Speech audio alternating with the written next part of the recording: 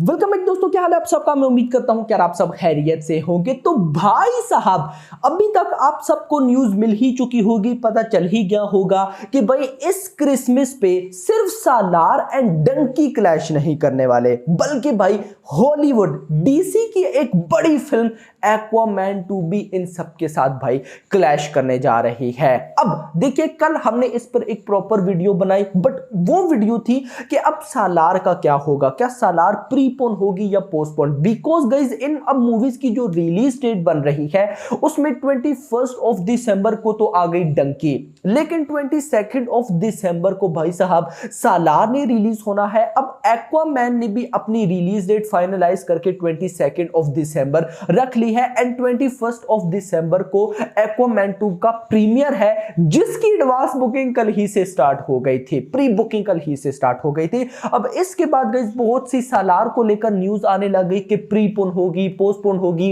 Even तक के डंकी को भी लेकर कुछ न्यूज आई कि प्रीपोन होगी, पोस्टपोन होगी। नाउ भाई साहब, अभी सबसे पहले ही मैं आपको बता दूं, इन तीनों मूवीज में से डंकी वर्सेस सालार वर्सेस एक्वामैन 2, इन तीनों में से कोई भी फिल्म ना तो आगे जा रही है ना पीछे जा रही है, ना कोई पोस्टपोन है ना कोई प्रीपोन है। सो अब गाइज इस सब के बाद देखते हैं कि भाई क्या होने वाला है, क्योंकि देखिए कल से मैं देख रहा हूं, जब से गाइज ये न्यूज आई है कि एक्वामैन 2 इन दोनों के साथ क्रैश कर रही है, तो बहुत से ना जिन भाई लोगों को ना नॉलेज नहीं होती ना भाई सके ये डीसी या मार्वल्स की मूवी क्या कर सकती हैं, तो वो ऐसे ही बोल देते हैं कि भाई आने दो ना, क्या होता है, कुछ भी नहीं होता, सालार फाड़ के रख देगी, डंकी फाड़ के रख देगी। तो उन्हें मैं अभी जरा बताता हूं कि भाई क्या द एक्वामैन 2 आने के बाद भाई अब इन दोनों की बॉक्स ऑफिस कलेक्शन में क्या फर्क पड़ने वाला है। मतलब पहले तक सालार एंड डंकी की वजह से ऑलरेडी नुकसान है, मतलब अब सालार एंड डंकी इन दोनों का क्लैश है, तो इसमें डंकी का भी नुकसान है एंड सालार का भी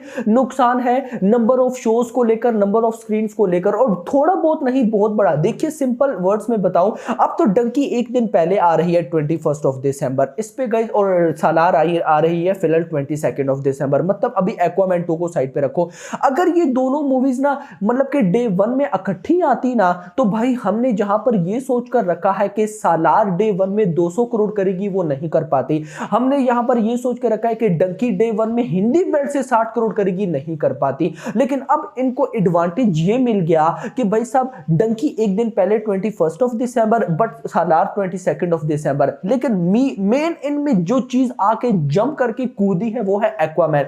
अब एक्वामैन 2 भाई साहब आ रही है ना, तो कल से बहुत लोग बोल रहे थे कि भाई क्या है, सालार वालों का ही नुकसान है, डंकी वालों का नहीं है, तो फिर गलत सोच रहे हैं भाई। भले ही एक्वामैन 2 आ रही है 22 दिसंबर को, बट उसका प्रीमियर एक दिन पहले है 21 दिसंबर को। तो सबसे पहले देखिए मैं आपको जरा द एक्वामैन के बारे में बताता चलूं कि ये फिल्म क्या कर सकती है। तो सबसे पहले आप लोग अपने माइंड में एक बात याद रखें, ये जो हम बार बार क्रिसमस बोलते हैं ना, क्रिसमस गाइज यूएसए के अंदर, कनाडा के अंदर, या फिर उधर कोई और स्टेट यूके ले लो भाई, इनके अंदर ये इतना बड़ा इवेंट है ना कि आप लोग सोच भी नहीं सकते। यस भाई, मतलब जैसे इंडिया में ईद, दिवाली वगैरह है, सेम भाई साहब आप कर लो। स्पेशली यूएसए कनाडा के अंदर तो भाई क्रिसमस को बहुत ही वैल्यू दी जाती है। अब गाइस जो एक्वामैन पार्ट 1 था ना, अभी पार्ट 2 आ रहा है, मैं बात करूं पार्ट 1 की। जो एक्वामैन पार्ट 1 था ना, उसने खाली यूएसए से 335 मिलियन डॉलर्स की बॉक्स ऑफिस कलेक्शन की थी। कितना? सिर्फ यूएसए से 335 मिलियन डॉलर्स इंडियन रुपीस में कन्वर्ट करके मुझे भी बताना, मुझे बस ये पता है कि ये बहुत ज्यादा अमाउंट बनती है। और द एक्वामैन पार्ट 1 की जो लाइफ टाइम कलेक्शन थी वो थी 1.1 बिलियन डॉलर्स, 1.1 बिलियन डॉलर्स। तो ये कितनी बड़ी फिल्म है। और आपको पता है कि वो तो पार्ट 1 था, ये तो पार्ट 2 है। और इतना नहीं, इंटरेस्टिंग चीज पता है क्या है, द एक्वामैन पार्ट 1 की इंडिया के अंदर से भी नेट कलेक्शन 55 करोड़ के आसपास हुई थी, ऑलमोस्ट 50 करोड़ प्लस की नेट कलेक्शन, ग्रॉस नहीं नेट कलेक्शन हुई थी।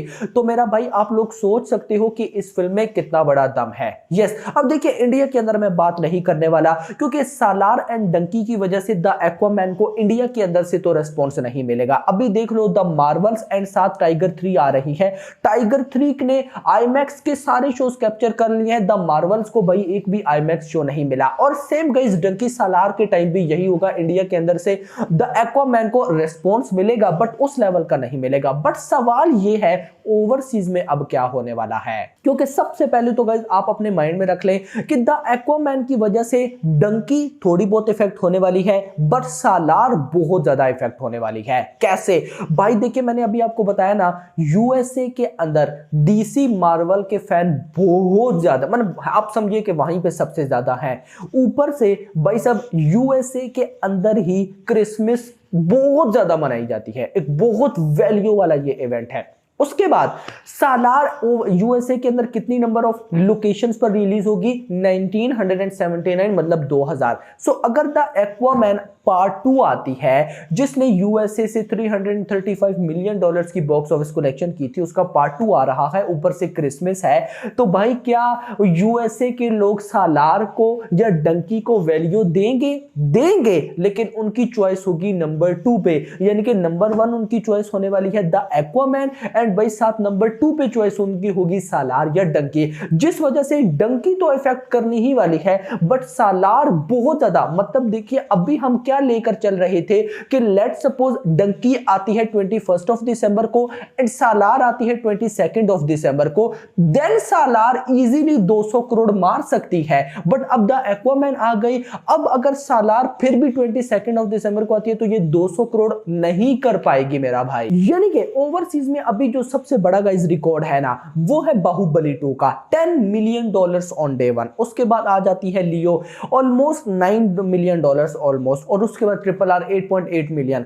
सालार इन तीनों रिकॉर्ड्स को बीट करने का पोटेंशियल रखती है और कर भी लेती, क्योंकि बहुत बड़ी हाइप थी ओवरसीज में, इन लोगों ने जिस लेवल की प्रमोशन करनी थी या कर रहे थे ये इजीली बीट कर देती। बट अभी द एक्वामैन और परफेक्ट क्लैश बैठा है, एक दिन हम बोले ना आगे पीछे है, नहीं भाई 22 ऑफ दिसंबर को सालार है, एक्वामैन भी है, 21 ऑफ दिसंबर को सालार का प्रीमियर है, भाई साहब डंके उधर से द एक्वामैन 2 का भी है। तो गाइस ये सिनेरियो ये है कि सालार बहुत बुरी तरह से इफेक्ट होने वाली है, इवन तक कि आपको पता भी है कि सालार आईमैक्स पर भी रिलीज हो रही है।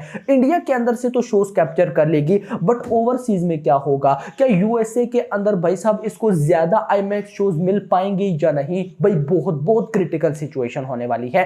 लेकिन अब जो लोग ना डंकी की बात कर रहे हैं तो डंकी भी उतना ही इफेक्ट करेगी। देखिए अगर मैं बात करूं शाहरुख खान की, शाहरुख खान है भाई साहब, शाहरुख खान पठान उनकी कितनी गई 400 करोड़, जवान उनकी कितनी गई 400 करोड़, 390 करोड़ हो गया, 400 करोड़ हो जाएगा। मतलब शाहरुख खान का जो एम है ना ओवरसीज का या जो पोटेंशियल अगर मैं बोलूं वो 400 करोड़ का है। बट अभी गाइस डंकी के टाइम क्या है, नो डाउट डंकी का कंटेंट, मैं बोलता हूं पठान जवान, वो उनका कंटेंट कुछ भी नहीं। अगर पठान एंड जवान का कंटेंट ना डंकी के कंटेंट के आगे 10 या 15% भी नहीं है, इतना लेवल बाप लेवल का कंटेंट है। बट साथ दो मेजर मूवीज पड़ी हैं, सालार एंड भाई उसके बाद है एक्वामैन 2। अब उनके बाद भी क्या भाई साहब शाहरुख खान की फिल्म 400 करोड़ ओवरसीज से कर पाएगी, या उसको छोड़ो भाई साहब। अब देखो द एक्वामैन 2 का प्रीमियर जो है वो है एक दिन पहले 21 को, बहुत से लोग प्रीमियर देखते हैं, बहुत से लोग। अब प्रीमियर के बाद भी क्या डंकी डे 1 में हमने जो एक्सपेक्ट करके रखा था 100 करोड़ प्लस, क्या वो कर पाएगी या नहीं, क्योंकि जवान देखो ओवरसीज में 39 करोड़ की है।